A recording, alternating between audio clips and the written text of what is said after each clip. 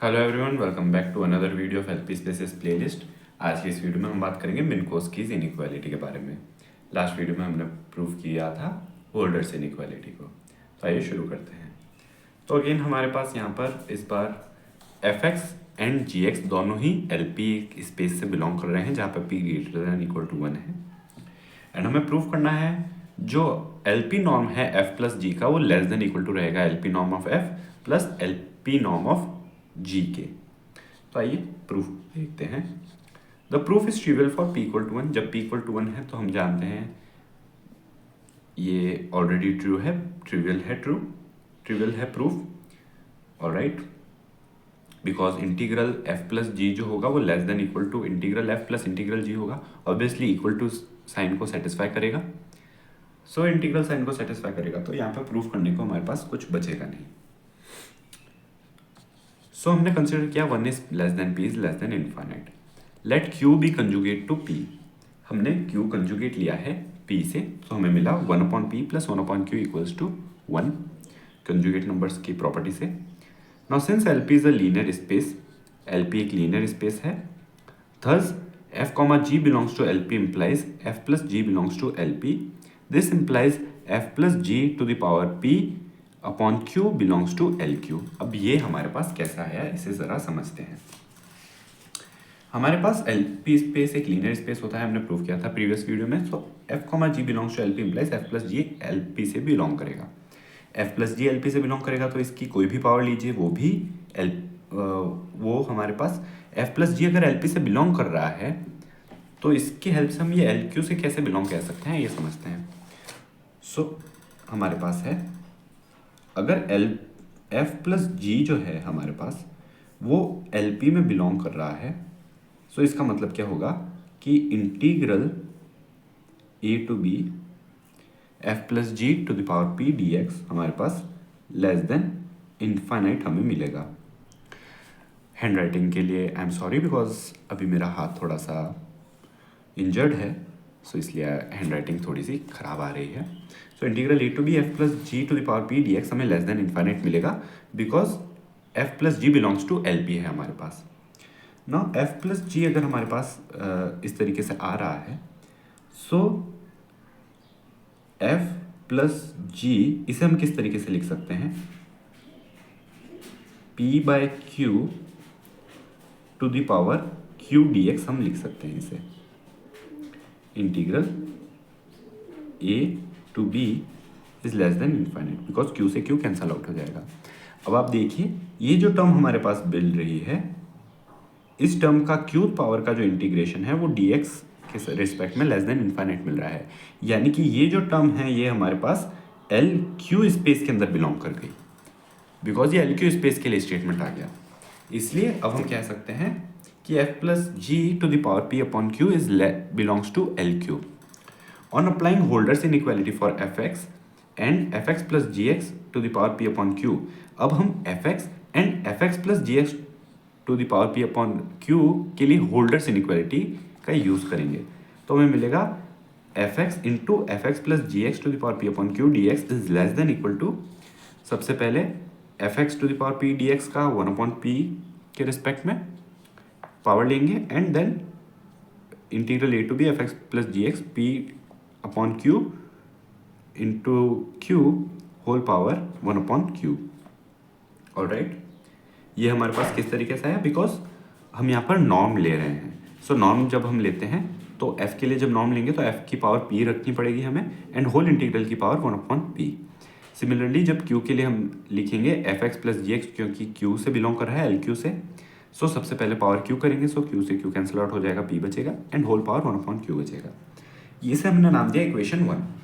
Similarly अब हम gx के लिए यही ऑपरेशन करेंगे using Holder's inequality for gx and fx plus gx to the power p upon q we get integral a to b gx into fx plus gx to the power p upon q dx is less than equal to, सबसे पहले gx LP space से है तो इंटीग्रल a to b gx to the power p dx whole power 1/p, then integral a to b fx plus gx to the power p dx whole power 1/q। ये equation हमें 2 मिली। Alright, now equation 1 and 2 को अगर हम add करें तो हमें देख सकते हैं हमारे पास RHS पर ये टर्म दोनों में सेम है, कॉमन है, सो कॉमन ले सकते हैं इसे टर्म को हम RHS पर, इसीलिए हम इसे ऐड कर रहे हैं। सो जैसे ही हम ऐड करेंगे तो हमें मिलेगा integral a to b fx plus gx to the power p by Q dx plus integral a to b gx fx plus gx to the power p by Q dx, ये term हमें मिली।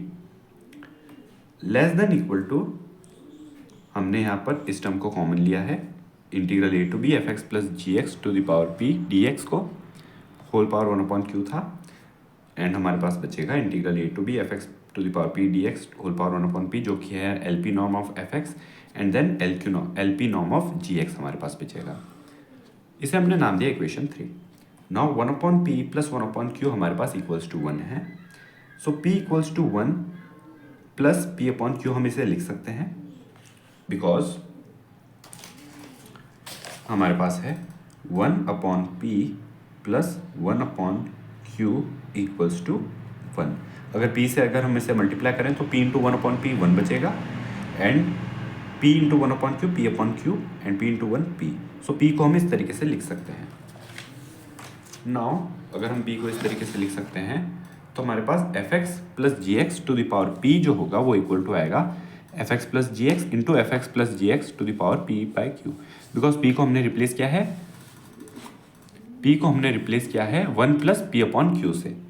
यहाँ पर p को हमने 1 plus p/q से replace किया, so fx plus gx to the power हमें मिला 1 plus p by q। Now power 1 है, सो हमने पावर्स को सेपरेट किया तो fx plus gx into fx plus gx whole power p by q हमें मिला। अब यहाँ पर हम जानते हैं जो मॉड होता है, मॉड की प्रॉपर्टी होती है mod fx plus gx is less than equal to mod fx plus mod gx, तो हमने यहाँ पर मॉड की प्रॉपर्टी का यूज़ किया है, सो इक्वेशन इनइक्वालिटी में कन्वर्ट हो गया हमारा।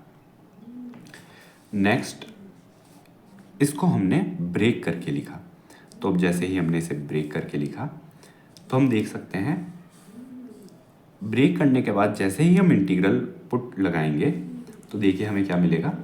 इंटीग्रल लगाने पर हमें मिलेगा integral a to b fx plus gx to the power p dx is less than equal to integral a to b fx plus gx to the power p by q dx plus integral a to b gx fx plus gx to the power p by q dx। अब ये हमने क्यों किया, ये ऐसा हमने इसलिए किया बिकॉज आप देख सकते हैं यहाँ पर ये जो हमारे पास टर्म आ रही है, ये टर्म हमारे पास LHS आ रही है इक्वेशन 3 की। यहाँ पर भी हमारे पास fx था एंड gx था and fx plus gx to the power p by q था। अगेन हमारे पास ये सेम टर्म आ रही है, सो कहने का मतलब हमारे पास ये जो टर्म है वो इस टर्म से लेस है इक्वेशन 4 के अंदर, बट ये जो टर्म है वो इक्वेशन 3 है की हेल्प से इस टर्म से लेस है। सो हम क्या कर सकते हैं, अब हम यहाँ पर इनको कंपेयर करवा सकते हैं इनइक्वालिटीज़ को। सो हमें मिलेगा integral a to b fx plus gx to the power p dx is less than equal to,